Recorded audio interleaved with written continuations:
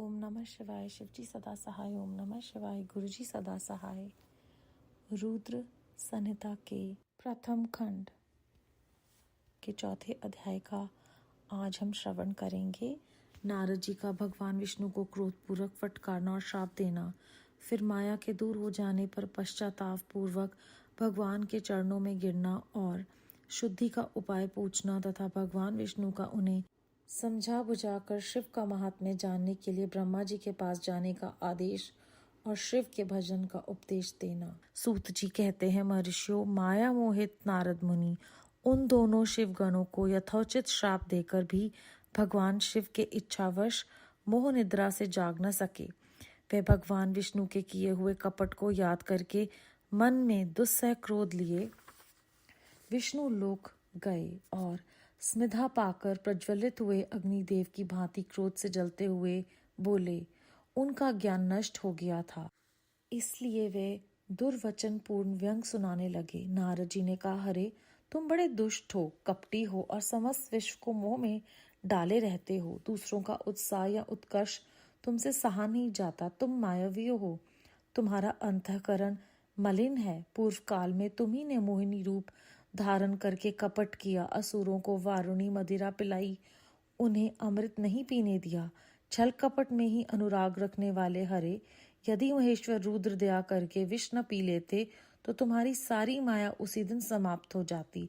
विष्णुदेव, कपट पूर्ण चाल तुम्हें अधिक प्रिय है। तुम्हारा स्वभाव अच्छा नहीं है, तो भी भगवान शंकर ने तुम्हें स्वतंत्र बना दिया है। तुम्हारी इस चाल ढाल को समझकर अब वे भगवान शिव भी पश्चाताप करते होंगे।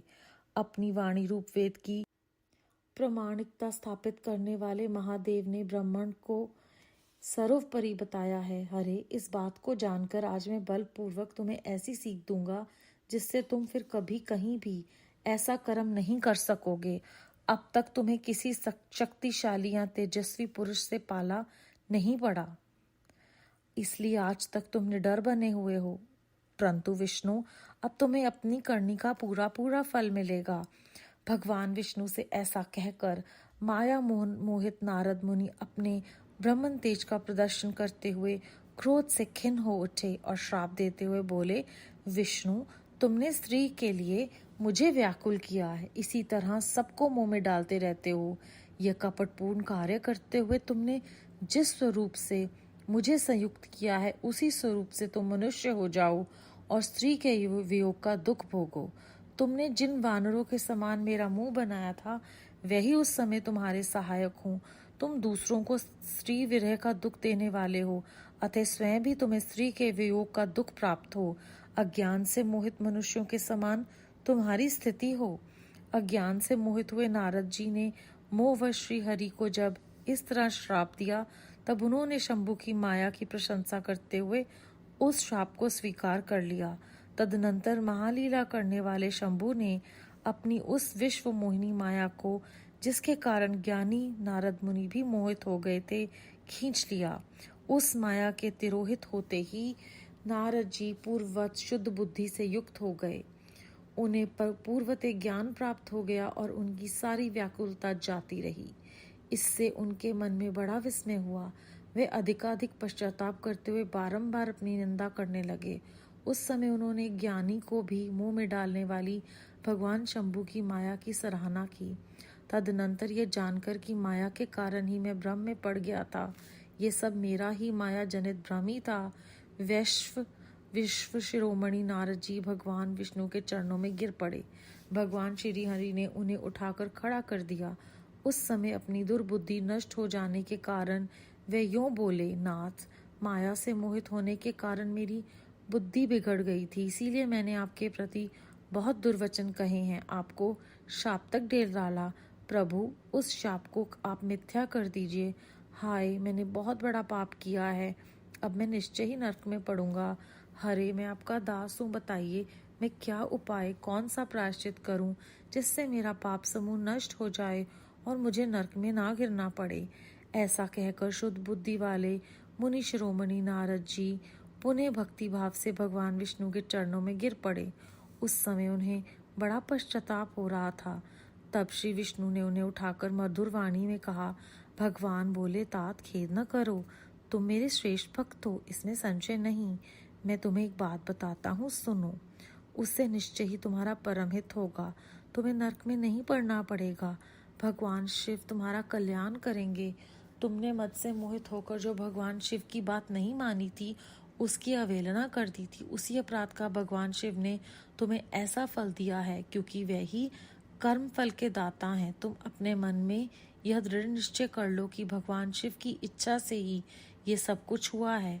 सबके स्वामी परमेश्वर शिव ही गर्व को दूर करने वाले हैं। वे ही परब्रह्म परमात्मा हैं। उन्हीं का सच्चिदानंद रूप से बोध होता है। वे निर्गुण और निर्विकार हैं। सत्व, रज और तम इन 3 गुणों से परे हैं।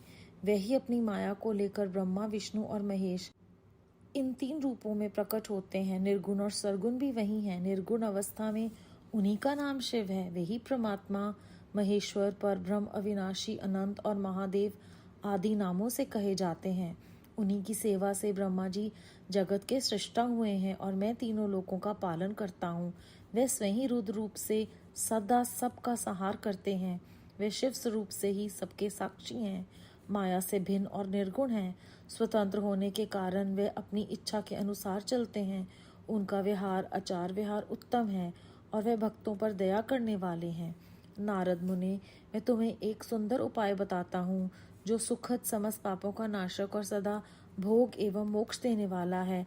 तुम उसे सुनो। अपने सारे संशयों को त्याग कर तुम भगवान शंकर के सुयश का गान करो और सदा अनायास भाव से शिव के शतनाम स्तोत्र का पाठ करो। मुने, तुम निरंतर उन्हीं की उपासना और उन्हीं का भजन करो। उन्हीं के यश को सुनो और गाओ तथा प्रतिदिन उनकी ही पूजा अर्चना करो। नारद, जो शरीर, मन और वाणी द्वारा भगवान शिव की उपासना करता है, उसे पंडित या ज्ञानी जानना चाहिए। वह जीवन मुक्त कहलाता है। शिव इस नाम रूपी दावानल में से बड़े बड़े पातकों के असंख्य पर्वत अनायास भस्म हो जाते हैं। ये सत्य है, सत्य है, इसमें संशय नहीं। जो भगवान शिव के नाम रूपी नौका का आश्रय लेते हैं, वे संसार सागर से पार हो जाते हैं। संसार के मूलभूत उनके सारे पाप निसंदेह नष्ट हो जाते हैं। महामुने, संसार के मूलभूत जो पातक रूपी वृक्ष हैं, उनका शिव नाम रूपी कुठार से निश्चय ही नाश हो जाता है। जो लोग पाप रूपी दावानल से पीड़ित हैं, उन्हें शिव नाम रूपी अमृत का पान करना चाहिए। पाप दावाग्नि से दग्ध होने वाले प्राणियों को उस शिव नामामृत के बिना शांति नहीं मिल सकती। संपूर्ण वेदों का अवलोकन करके पूर्ववर्ती विद्वानों ने यही निश्चय किया है कि भगवान शिव की पूजा ही उत्कृष्ट साधन तथा जन्म मरण रूपी संसार बंधन के नाश का उपाय है। आज से यत्न पूर्वक सावधान रहकर विधि विधान के साथ भक्ति भाव से नित्य निरंतर जगदम्बा पार्वती सहित महेश्वर सदाशिव का भजन करो। नित्य शिव की ही कथा सुनो और कहो तथा अत्यंत यत्न करके बारंबार शिव भक्तों का पूजन किया करो। मुनि श्रेष्ठ, अपने हृदय में भगवान शिव के उज्जवल चरणाविंदों की स्थापना करके पहले शिव के तीर्थों में विचरो। मुनि, इस प्रकार परमात्मा शंकर के अनुपम महात्म्य का दर्शन करते हुए अंत में आनंदवन काशी को जाओ। वह स्थान भगवान शिव को बहुत ही प्रिय है। वहां भक्ति पूर्वक विश्वनाथ जी का दर्शन पूजन करो। विशेषतः उनकी स्तुति वंदना करके तुम निर्कल्प संशय रहित हो जाओगे। नारद जी, इसके बाद तुम्हें मेरी आज्ञा से भक्ति पूर्वक अपने मनोरथ की सिद्धि के लिए निश्चय ही ब्रह्मलोक में जाना चाहिए। वहां अपने पिता ब्रह्मा जी की विशेष रूप से स्तुति वंदना करके तुम्हें प्रसन्नता पूर्वक हृदय से बारंबार शिव महिमा के विषय में प्रश्न करना चाहिए। ब्रह्मा जी शिव भक्तों में श्रेष्ठ हैं।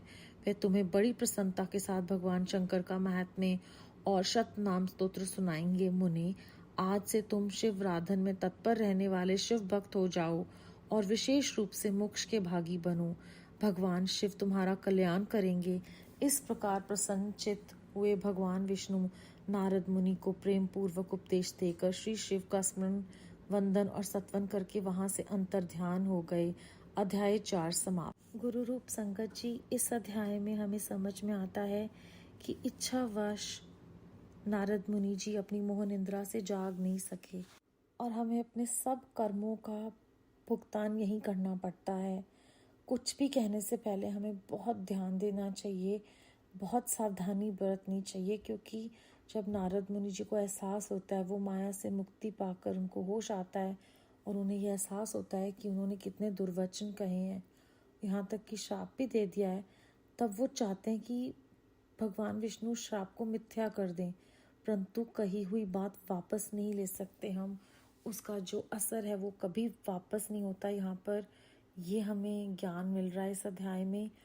फिर हमें ये भी समझाया गया कि हमें सारे संशयों को त्याग कर केवल और केवल भगवान शिव का गुणगान करना है, उनका चित्त में उन्हीं का स्मरण करना है। और विष्णु जी नारद मुनि जी को यहाँ पर प्रोत्साहित करते हैं कि वो शिव के शत नाम स्तोत्र का पाठ करें, शिव शिवा का ही ध्यान करें, उन्हीं का भजन करें, उन्हीं की कथा सुनाएं। और फिर अब उनको ये प्रेरणा तक देते हैं कि अपने पिता के पास जाएं वो, क्योंकि माता पिता से ज़्यादा वंदनीय कोई और नहीं है, और ब्रह्मा जी शिव भक्तों में वैसे ही श्रेष्ठ हैं, ये दूसरा कारण था।